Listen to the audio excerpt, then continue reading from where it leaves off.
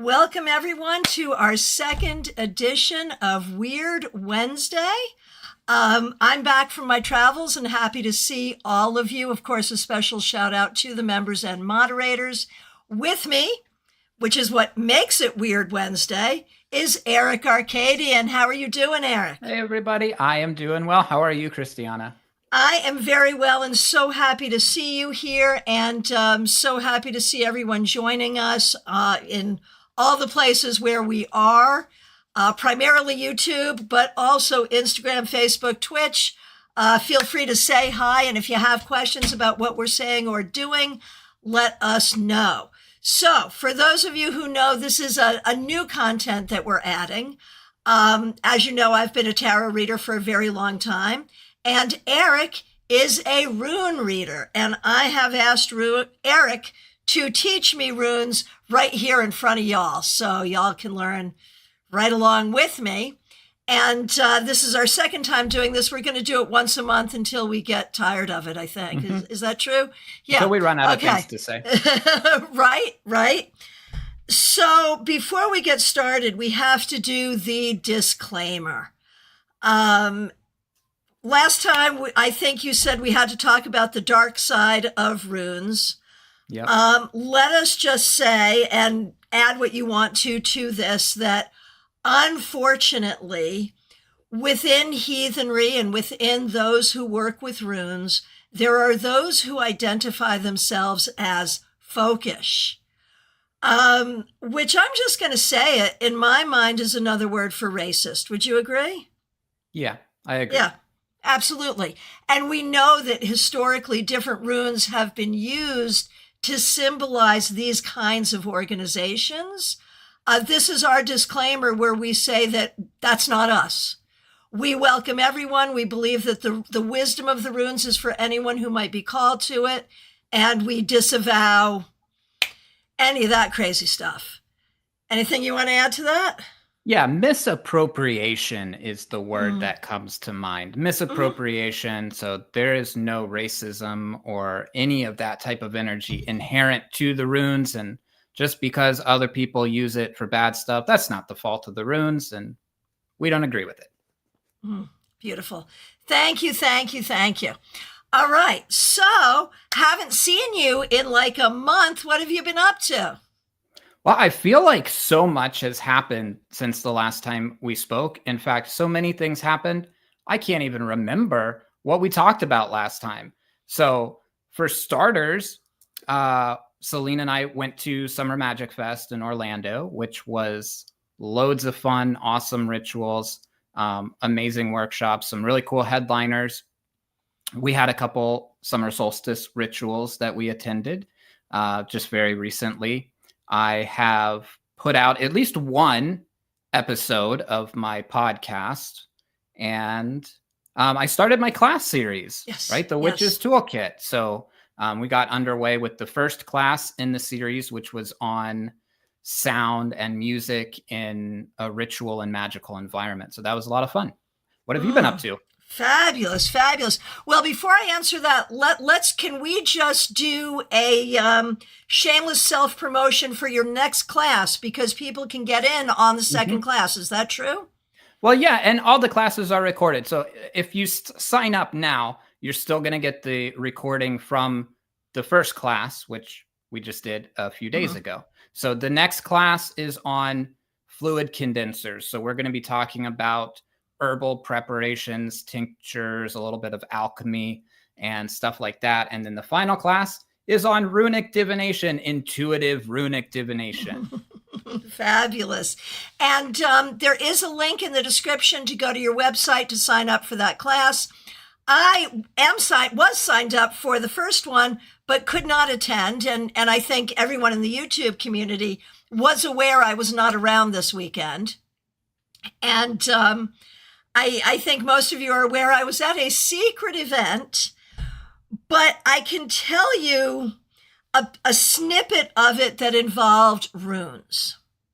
So I was asked to sort of be the spiritual designer for a weekend that would involve a lot of ritual, around a particular theme.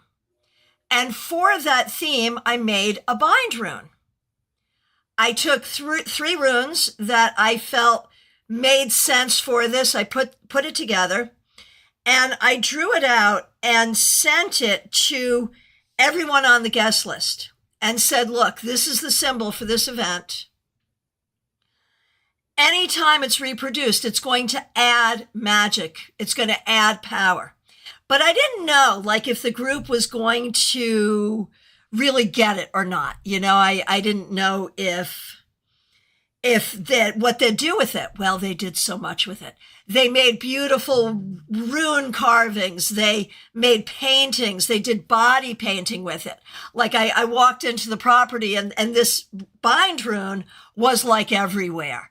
And so it was just a beautiful thing and a beautiful way for the community to really express its desires in that moment. So that felt really good. So thanks for the encouragement on that.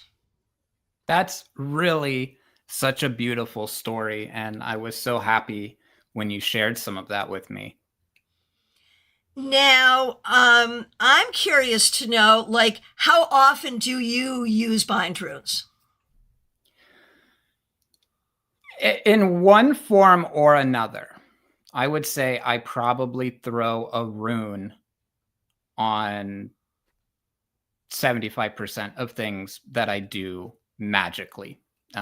Like, I feel like just about any spell work, anything you're going to do in ritual can be enhanced with runes, even if it is not solely rune focused. But in terms of bind runes, I use them quite often. They're just so simple to throw together and so powerful and easy to put a lot of intention behind. So do you want to explain what a bind rune is for people who might not know? Yeah, that's a really good idea. And why don't you do that? Okay. So a bind rune is a grouping of multiple runes that you have superimposed on top of one another in a harmonious or aesthetic way that pleases you. It's basically like a form of sigil making, but instead of regular alphabet, you're throwing runes in there. Well, and that brings something up because the group that I was working with this weekend kept calling it a sigil. And I was like, okay, is that okay? Like, does that work? Yeah, I mean, they're pretty much like synonymous, I think. If you were going to say runic sigil, or sigil would just be the general term that encompasses all of those types of things. And then the bind rune is one made specifically with runes. But, you know, other people who are a bit more conservative might be offended by that definition. I'm pretty lax in my definitions with things, so I'll just put that out there as well. Fair. Completely fair. And you know, the thing is, although I am just now with your tutelage learning to read the runes, I've been making bind runes for years. And at the beginning of COVID, when, you know, we didn't really know how bad it was going to be, how is it spread, what's going on. And because I talked to so many people, like really early on, I was confronted with a very surprising COVID death. And I was like, oh, well, if that can happen, okay. And we've got our older, my mother-in-law, all of that. So we locked down hard for that, you know, first few months. And I made a bind rune for our protection, which my husband still carries to this day, I will say. Yes. Yes. Obviously, you know, I was just protecting our family, which, you know, there it is. But yeah, I do it a lot for friends and in, you know, in my personal life. So is it time to get to the homework? Okay, yes. What was our homework? Okay, so friends, this is what we chose to do. We came up with a goal. We came up with a goal for which we wanted to make a magical, well, a runic sigil, right? A bind rune. We came up with a goal on which we both agreed, and we decided that we would each make a bind rune and then present it to each other, discuss why we did what we did, recognizing, of course, that Aerik is the master and I am the very novice here. So it's not a competition, but I'm interested to see how well I did and how this is going to look. So I've got it here on my phone so I don't screw it up. We were thinking about what's going on in the world everywhere. And we wanted to do something, since we were both doing it, figuring that it would contribute. If we were both doing it, it would be twice as powerful. So let's do something powerful. We want to affect the planet. So here's what we want to do. The bind rune that we are to create should encourage thoughtful discussions between leaders that foster positive change. I'll say it again.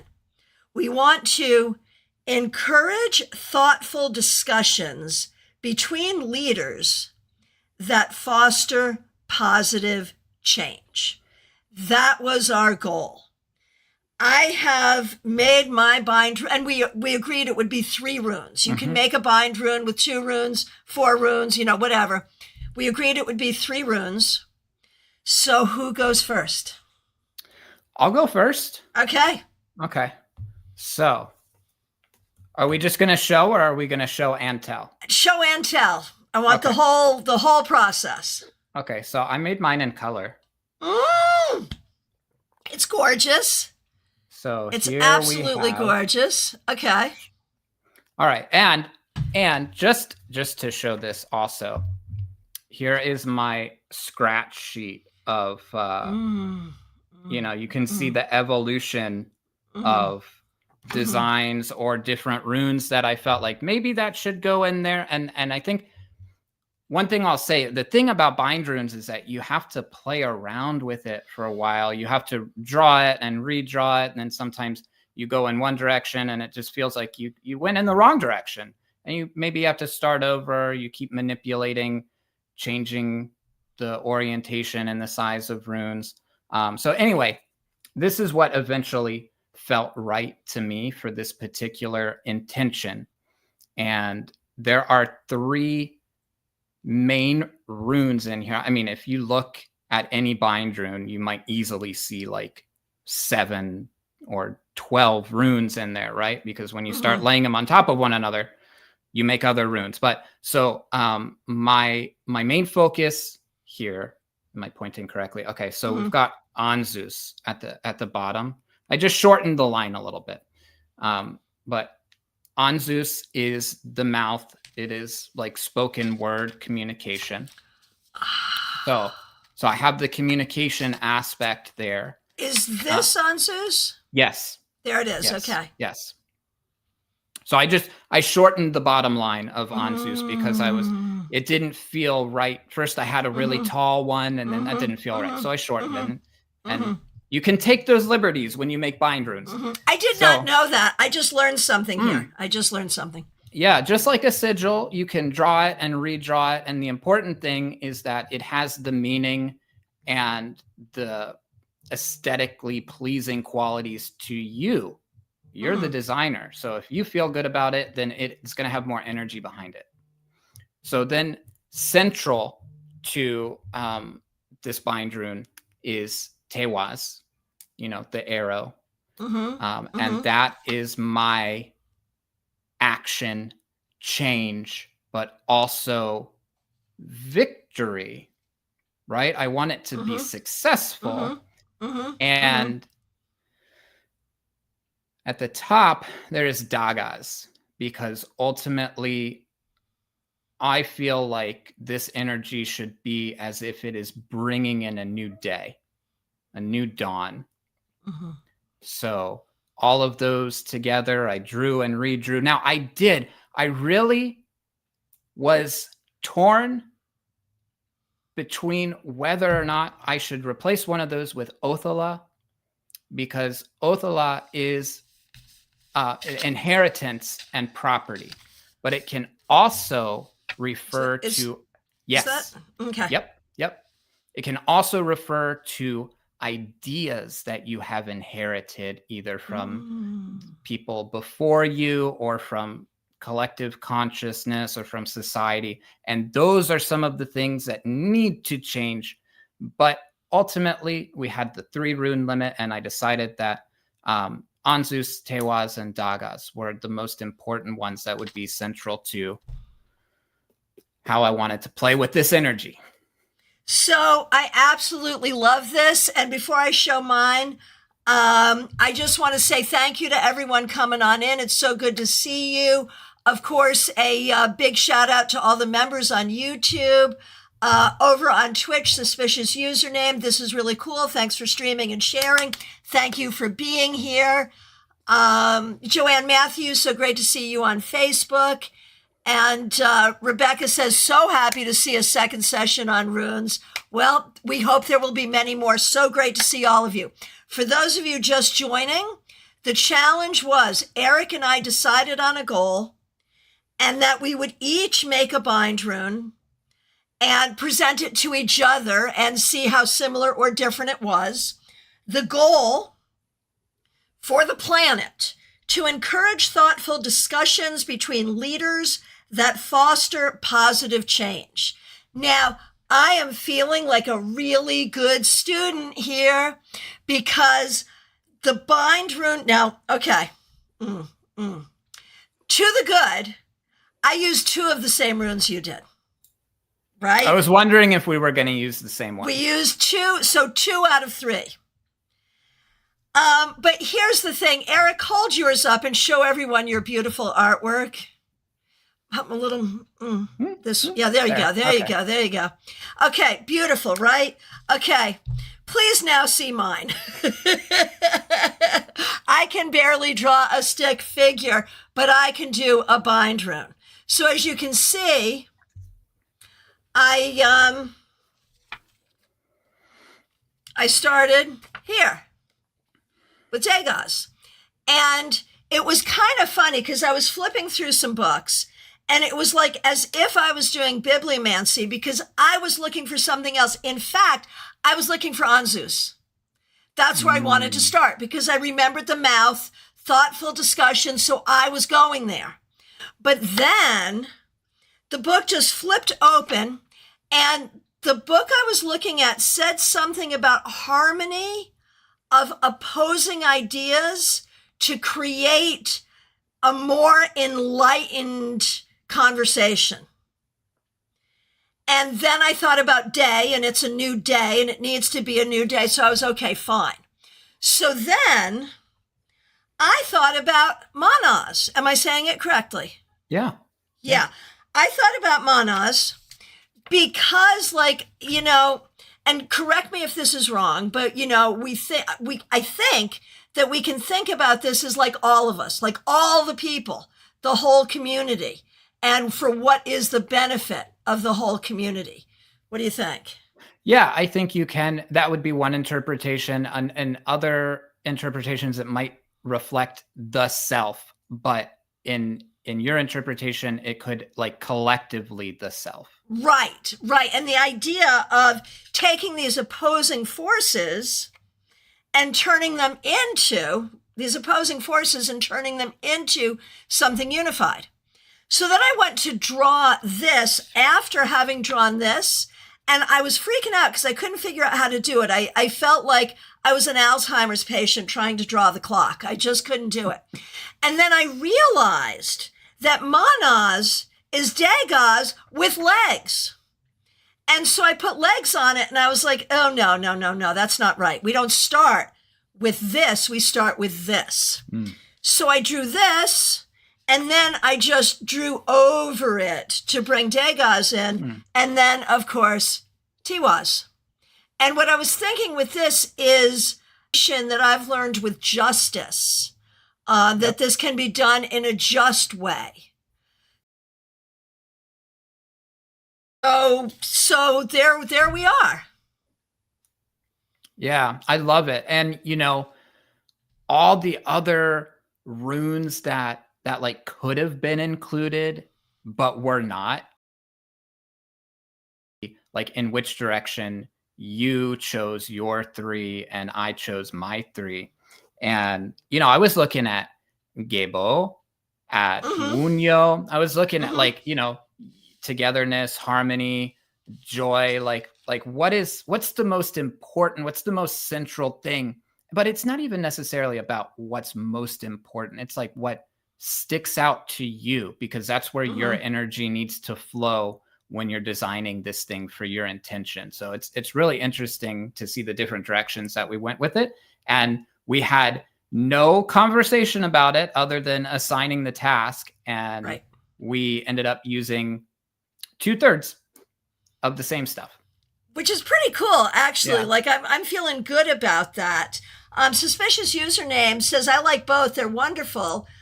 Yours reminds me of keys, the needs of the many versus the needs of the few, that kind of thing. Is that appropriate with this? Like, am I going off in a whole different direction than I should? No, I totally see where you're coming from. Remember, like those might seem like such different concepts, the self versus the collective self, but we only have 24 symbols to represent every possible word in the English vocabulary that we want to communicate. So yeah, it can be both of those things and more. Do you want to say some more about the more? Well, I mean, I frequently will interpret it as the self or as the ego, or as how you identify within the collective. In which case, I really like that for my bind rune, because of the sense of like, these people have got to put it back in their pants and let their egos go for the collective good. Like, could this speak to that, that need? Yeah, I think definitely it could. And then also it brings up, like, when we are trying to inspire positive change in the world, a lot of that positive change in the world is where each individual fits into their own place within the collective as well. So there's so many different angles that you could approach that from and have it be just an awesome magical intention. That is fabulous. And then I'm assuming if we talk about it from a divinatory perspective, like I often joke that, in any random token divination system we have, a particular symbol could mean, like, it could be your grandmother, a head of lettuce, or you might step on a nail. And what's the common thread between all of them? And I think that's really the trick, whether we're looking for magical intention or divinatory meaning, how it can be all of those things. And then how are you going to read it in that particular reading based on context? So it's interesting. And I think because I'm a tarot person, and a tarot image typically is so deep with so much going on, and these are like so simple, there's a part of me that kind of wants to make the meaning simple too. And especially because the meaning is like a word, mouth, cattle, day. And it's really not that simple at all. It is every bit as deep as tarot or anything else, isn't it? Yeah. And so, yes, the literal translation of the rune is one word. And then from there, we do like the word web associate. Like if I say day, what's the next word that comes to your mind? Opportunity. Okay. And if I say opportunity, what's the next word that comes to your mind? Action. Okay. So now Dagas is day, opportunity, and action. And you can play that word web game infinitely until you have exhausted every concept, emotion, and intention in human existence, and you will find overlap amongst many of the runes because you have action. You went from day to opportunity to action, but then also Tewaz would be like victory, action. So like we have similarities and overlaps with a lot of these things, just like we will have overlapping concepts in tarot as well. Sure.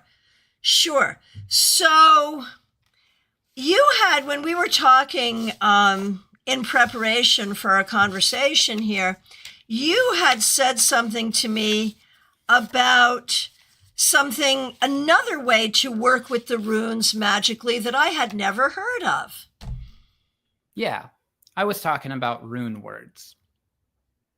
So that is a very similar concept, except instead of putting them on top of each other and kind of making them like a sigil and redesigning it, you write it out from left to right with, your first rune, then you go to the next one, and then your next one. Maybe you have 3, maybe you have 4, 5, 6, 7, however many runes you want to use. But it's writing the runes out.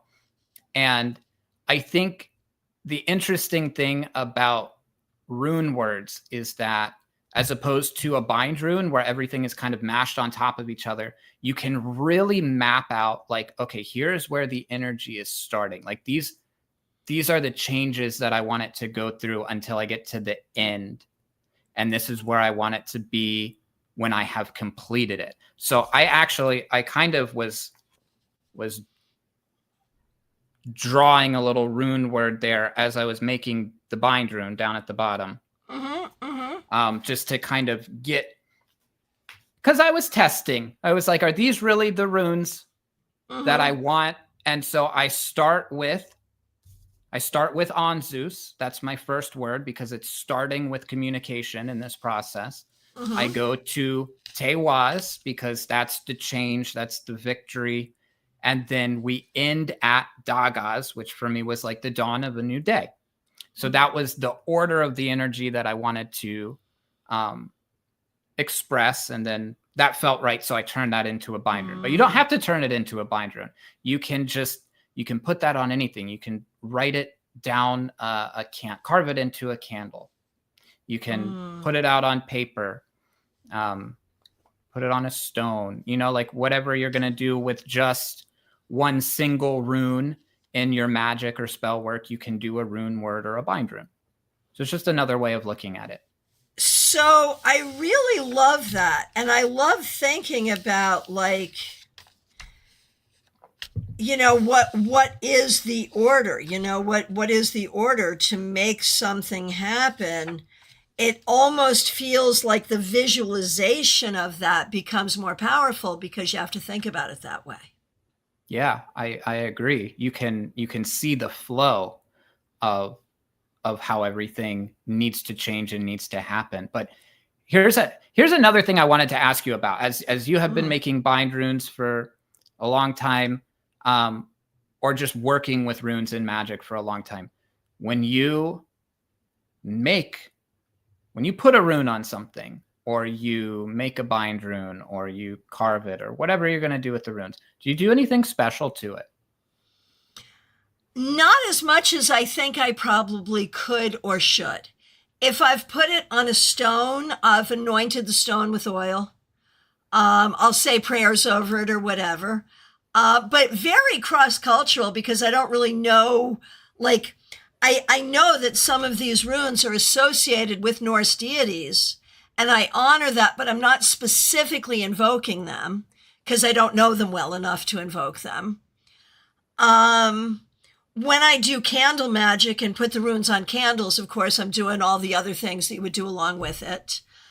But I don't have a specific liturgy or process, and I would love to. So please share. Well, it's not necessarily like a liturgy, but I think what's important, at least for me, like what's important for the runes is that I see them, I guess the best way to put it would be as living symbols. So they're like living representations of energy. And it doesn't feel like they are quite done after I draw them. So I try to give them life. And, the thing we most have access to that is life-giving, according to mythology and lots of different belief systems, is your breath. So you breathe into them, and as you're breathing into them, you can whisper the rune name, or you can intone the rune name, and you kind of feel like you're waking them up and giving them life, for lack of a better term. And I like to do that with anytime I put a rune on something. Wow. I love that. And that will now be my practice. Thank you for that. That is fabulous. And very typical, very similar to like tarot magic, where I say, like, if you're putting your cards on the altar for a purpose, say what the purpose is. Or if you want the energy of a card inside you, breathe it in. But the idea of breathing life into it, that is beautiful. And I will absolutely do that. Oh my gosh, that is so good. So when we talk about sort of the magical process of runes beyond divination, one thing I hear people say very regularly is that, while it's great to buy runes or rune cards or whatever, making your own runes is really powerful. Yeah. Can we speak about that? Oh, I would love to. Yeah, I would love to. And I think it's the same concept of pretty much anything that you do with your magic, right? Like the more work you put into something, the better your results that you're going to get out of them. It's just like if you are making your magical tools and you have are you going to go and harvest the branch from the tree and make your wand? Or are you going to like go to Home Depot and get a little wooden dowel and that will be your wand? And I'm not saying that to like shame anyone who has to go that route, because certainly not everyone can physically go grab the branch from the tree or cut it down, and it's fine. But if you are capable of putting the work in, then you should put the work in. And the more work and more intention as you make something, you form a bond with it, you put your energy into it, and it's going to serve you more. And when we're talking about the world of divination, however you perceive that the messages are coming through, maybe you're connecting to ancestral spirits, maybe you're connecting to your higher power, you want the best possible bond with that thing so that the messages are clear. Absolutely. So when we think about like making runes, like I've got this rune set that I really like. It's aventurine, it's carved into stone, and I love it, but I can only use it for so long because my fingers start to know like they're different shapes. I really need a rune set where it's uniform. And so I think about a branch and cutting a branch, like a really straight branch, cutting a branch into discs. And then like if when I was a kid, I had a wood burning set, like burning in and then maybe painting in the indentation. Like that would be so cool. But I know for a fact I'm not going to do that. I just know it. I don't have the tools. I know for a fact. I just wanted to let you know over on Instagram, Hector, good to see you. He really liked the bit about breathing life into the runes, and said that yesterday he was anointing his mojo bag and he exhaled into it. So he did the same thing. So yeah. Perfect. Wonderful. There you go. So what, like I'm thinking about in terms of time, energy, money, and skill, I have little of all of those things when it comes to making these sorts of things. So I was really thinking about FEMO, doing, but then I'm like, would it be better to use clay that came from the earth versus like freaking Sculpey or resin or, whatever that is, what do you think about all that? Okay, so like if we don't know a lot about historically, like real attested history of people using the runes. We have like some various accounts of like casting lots or throwing things, wood or bone that had symbols carved onto them, and a lot of assumptions are made that, oh, that must have been using the runes for that.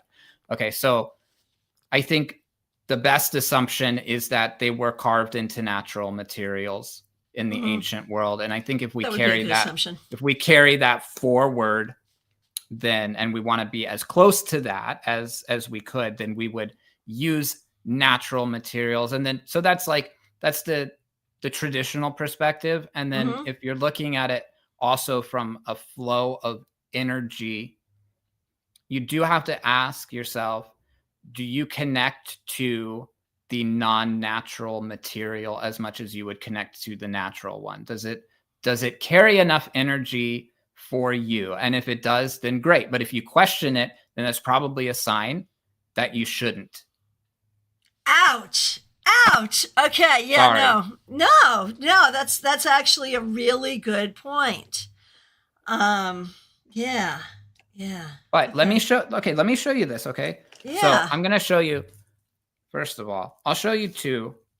This is like a tiny mini runes. I don't even know if you're going to be able to see. They're so tiny.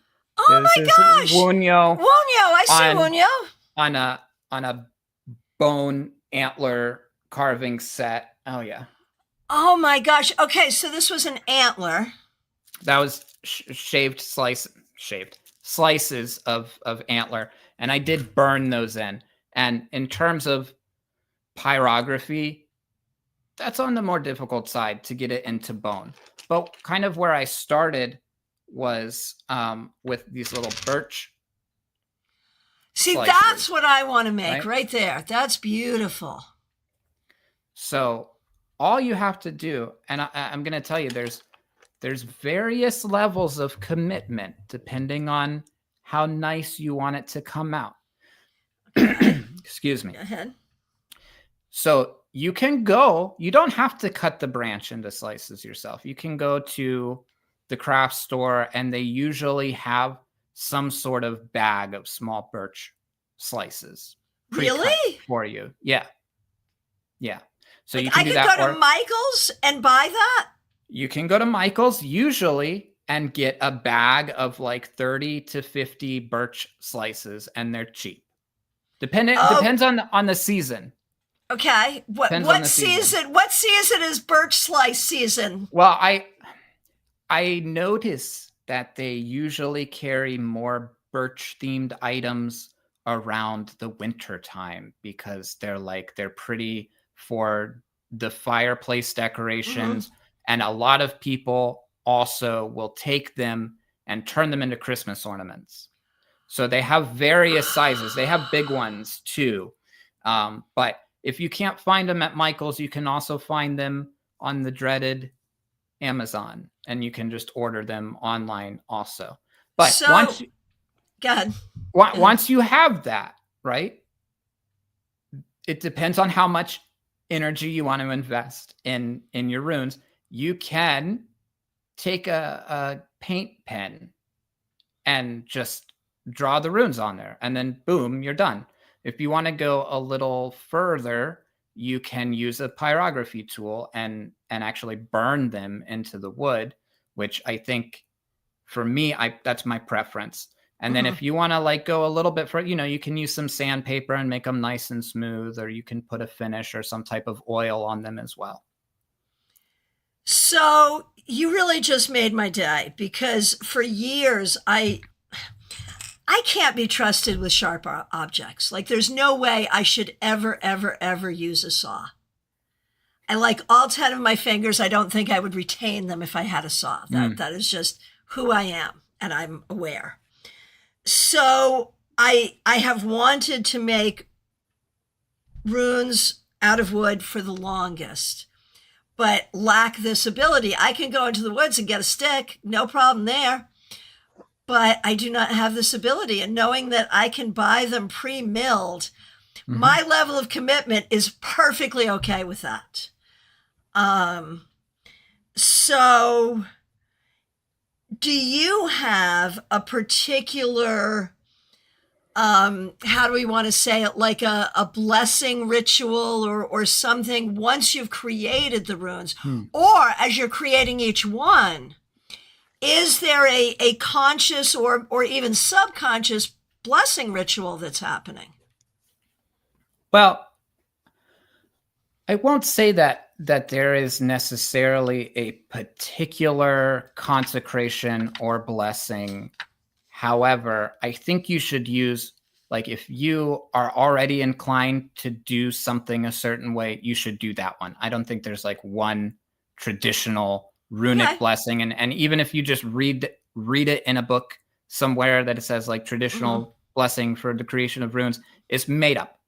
It's made up. So just, however, what I would do as I'm creating each one, as I am carving or burning or whatever is leaving the final mark of the rune, I like to see like a focus of my energy flowing into that, as if there is an etheric hand or etheric beam of light that's coming right beside the line that I'm making with the pyrography tool or whatever. And that's, so it's setting up this astral light on whatever I'm carving, right? For lack of a better term. And then once I have it carved, I'm going to breathe into it. I'm going to do that, I don't know, 3, 5, or 7 times. But also I'm going to be intoning the rune name. And it's almost like, and I do this every time I make a rune set. So it's almost like I'm telling it who it is. And I'm intoning the name of the rune into, and I hold it like really close to my face as I'm saying the name of the rune. And the intonation, which is really important to me, that was something that I actually, to do another shameless self-promotion, that was something that I talked a lot about in my class about sound. It was the magical voice and intoning, and finding that vibrational frequency where you are speaking magically, as opposed to, just some lighthearted conversation. But then we get down and we have like some real stuff to do. And so you're using that frequency where your body is vibrating and you are resonating. You become the tuning fork for the universe, and you're putting all that energy into the rune. And then you do that with each rune as you make it. You wake them all up that way, and then you can take them collectively and charge them or bless them however you see is a best fit to do that. I like to hold them and kind of just concentrate on all the energy flowing into them. I might do a little smoke cleansing, or also some sort of, one of my favorite ways of charging is like with sound. So I'll ring a singing bowl or play some music, or just whatever feels like, and it doesn't have to be like pagan music or witchy music. It can just be whatever I'm feeling at the moment to get the energy flowing, because that's just a conduit to get the energy rolling. Perfect. Peggy Lou says you can use a Sharpie to draw or trace them on the wooden discs. And, in all honesty, that, like, the level to which I think I can rise will be buying the discs, using like a Sharpie or a paint pen, and then some sort of oil or finish. What kind of oil or finish would you recommend in that situation? Well, on one set, I used tung oil, and that came out pretty nice. It kind of gave it more of a darker glow to it. And then if you really want to like okay, so we're going to diverge 2 different schools of thought here. Okay. Because if you really want them to last forever, you can put a polyurethane finish on them. However, here's the caveat, and it doesn't bother me, but it may bother someone else. Polyurethane is super chemically, it is not natural. And if we're doing wood because you're inclined to use a natural thing, and then you are covering the natural thing in an unnatural finish, then it doesn't really make any sense, right? But yep, that's right. Like, those are the options. That's where I was going. Absolutely. So we still have a few minutes. Everyone who's here, if you have questions or comments, now's a great time to get them in. My question at this point, when we talk about the runes for magic versus the runes for divination, like, for example, when I'm looking at tarot from a spiritual perspective, what are the spiritual lessons of this card? It may be very different. It may have a very different energy than what that card might mean in a reading. When we think about the runes and think about their divinatory meaning versus what you might use them for magically, what I'm thinking is I'm not seeing a real disconnect there. Like I feel like the understanding we have of each rune is going to be pretty similar whether we're using it in a prophetic nature or a magical one. Do you agree? Yeah, and that's actually a really interesting thing that I came across pretty early when I was trying to learn runes, is that I had some books and they would list, here's the divinatory meaning and here's the magical purpose. And they were very different. And I remember looking at them and thinking, like, where does this come from? And like, why would they be so different? And I think that that conflict is what ultimately kind of started my journey back. Like, where does all this information come from? And then you find out that it's in the book that way because somebody made it up. They made it that way. and it's like, okay, so if we go back to like the most original definitions for what we know about the runes, and we just play that word web game, then we can arrive at our own places where, on the divinatory side and the magical side, they're very similar. Got it.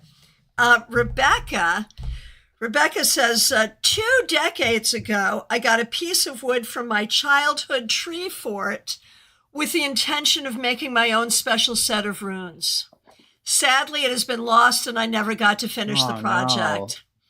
No. I would like to try and find something equally special now. Yes. And the tree fort was just a grove of trees, not something built. No, I get it. I used to have one of those. You could like go inside. Yep. So I do have I've got I made these runes, my 3x5 index card runes, which have actually been really helpful. I would have to say to anyone, if you don't have a rune set and you're not ready to make one, this was a Sharpie and index cards, and it's been just super helpful, not only in being able to communicate with Aerik here, but in general. But I have a question, and now I'm going more toward divination here. So many of us in tarot say that there are technically no negative cards, while we would all rather see the 10 of Cups than the 10 of Swords. We can find a positive and or a negative message in each card. Now, in Lenormand, there are negative cards, positive cards, neutral cards. What do you think?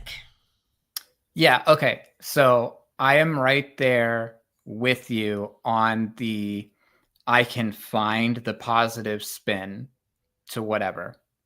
But I have to say, like, when Hagalaz or Isa come out in the reading, it's usually something not good. It's usually something not good. Okay? Hagalaz is hail. It is destruction. And you can put the positive spin on that as, destruction is creation, or you have to destroy before you build something new. It's like the tower. Hagalaz is like the tower, right? So you can put a spin on it, but every time I see that pop out in the reading, I'm like,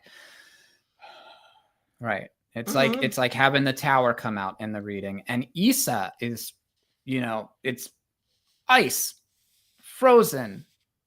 It usually means chill out. And I guess on the positive spin, you can look at it and say it is peace. It is stillness. But that's more of a stretch of the meaning. So those are ones that, for me anyway, when they come out, they give me the heebie-jeebies. I know maybe something's up, and then I get that trigger in my head that's like, how am I going to make the positive spin on what I need to say? Now, could this ever come up to say, don't do that thing? Like just stop, don't do it? Yeah, no, 100%. It could mean just stay where you are. Ness, Mediha Ness, 10 minutes behind and watching. If the ancient people had glitter, they would have used it for anything special. Permission to put glitter on my runes has been granted. Thank you. Permission granted. Absolutely. You didn't need permission for that. So there's one more rune that I have sort of identified in a negative way, and I would love for you to address that. Really? Yeah. Should I not have? Well, I guess I can see where you're coming from a negative perspective, as if like it's representing a need or an emergency or a bad situation, which means that something bad has had to have happened in order to put you in that place where you have an emergency. I like to use it not as necessarily a representation of I need something because something bad happened, but just what do I need? What is best for me? What serves me the most at this moment? And, just on a very simple level, if we're looking at the most basic of human function here, like I'm hungry, not because I'm starving, but because it's dinner time and I need to eat. Right? That's not a bad situation to be in. Right. There's food in the fridge. I have the food. I'm good. I just need to eat it. So for me, I don't get that heebie-jeebie feeling from Nauthies, but I can see why you would. And I feel like maybe early on I did, because like the translation of emergency, it's like, oh, something bad must be happening, but it's necessity. It's your needs, your basic needs too. What do you need right now? Okay. I like that. And again, the floor is open for questions. We've talked about bind runes. We've talked about making runes. We've talked about rune words, which were different than what I thought they would be. What did you think they were going to be? What I thought they were going to be was like literally like be like the actual letters and trying to spell words with the actual letters, which is limited, So I like what they are better. Peggy Lou has a question. What books do you recommend? Well, I will tell you, I really like this book. It's a short book. It's a very brief guide to the runes. It's called A Practical Guide to the Runes, and it's by Lisa Peschel. I think that's how you say her name. I have that book. Yeah, I have that book. Yep. It's a quick read. It's a light book. It's got a lot of good information. It's just like, it suffers from a few of the same things that you will find from jumping from one book to another book. Some of the names of the runes in there are not the most common agreed upon names. She spells them differently, and a couple of the runes have like a completely different name than what we normally use, which is fine. It's fine as long as you still get the point across as to where you're trying to have the energy go to. Got it. Peggy Lou would like you to spell Lisa's last name. P as in Peter, E as in Echo, S as in Sierra, C as in Charlie, H as in Hotel, E as in Echo, L as in Lima. Thank you. And I find myself getting a little ticked off with sort of the changes in, how a rune might be said, or, is it, the spellings are different, or like, is it, well, it doesn't matter. Oh, like Ingwaz versus Inguz, but it's still the same rune. Well, okay, but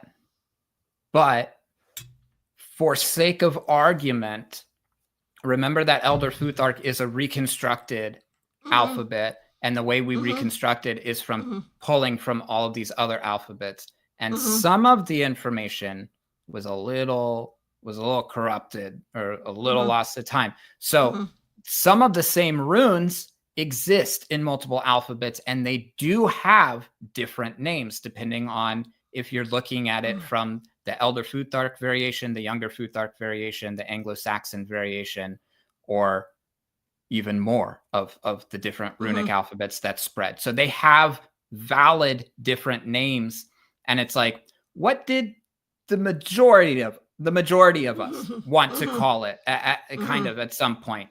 And I mean, the thing, it exists in tarot as well.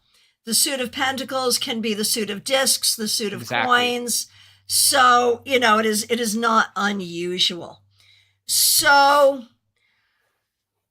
I guess my final question to you for our time together until next month, in terms of runic divination, for a person who is just starting out, we've focused a lot on magic. And as I said at the beginning, I'm a lot more comfortable with runic magic at this stage of the game than I am with runic divination. For a person just starting out, like, for example, in tarot, for a person just starting out with tarot, we may say, do a card of the day. Not as a divination, just what card should I focus on? What card should I look for in the day? Let me learn this card today, right? Card of the day. What is a good practice for a person just beginning to learn runes? So get a book that you will accept the meanings from, first of all, because there's so many different definitions. You don't want to jump back and forth and confuse yourself. Get a book to where you're going to accept the definitions and do a daily rune pull. And so you're going to douse for a rune. You're going to pull one rune out in the morning and say, what does the universe want me to know right now? And then you look up the rune in that book and you look at the meanings and you figure out how that applies to your morning. And you just do that every morning until you get comfortable with the runes. And that way you take it one day, one rune, one pull at a time, and it's not super overwhelming, and it only takes about 5 to 10 minutes. All right. I will do that starting tomorrow. And when we meet again next time, we'll talk about it. Okay. That sounds fun. I have one more thing, Christiana. Sure. I want to leave everyone with a question that maybe we can talk about next time.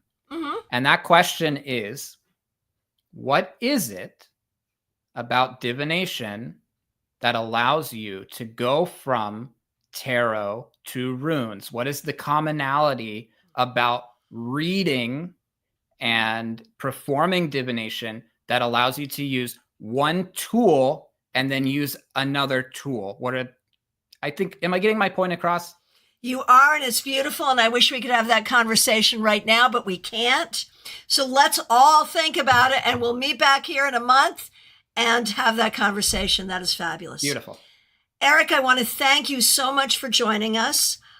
Friends, there is a link to Aerik's website in the description where you can learn more about him, book a reading, join his classes that he has. He's right in the middle of his class series. You can get the recording for the last one and join the next one live. When is the next one?